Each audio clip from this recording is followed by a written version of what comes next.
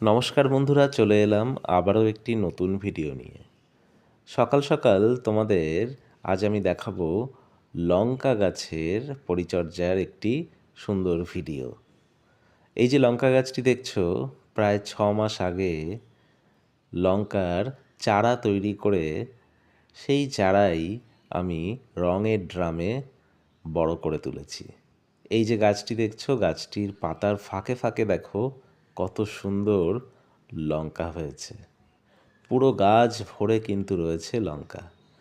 আর এই গাছটি যে দেখছো, এই গাছটি কিন্তু রয়েছে প্লাস্টিকের টবে। এই গাছটিতেও দেখো প্রচুর পরিমাণে কিন্তু লঙ্কা আসতে শুরু করেছে।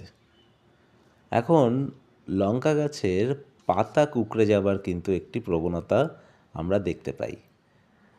তো লঙ্কা গাছের পাতা যাতে কুঁকড়ে না যায় তার জন্য তোমাদের প্রত্যেক সপ্তাহে দিতে হবে কাকা নামে কীটনাশকটি।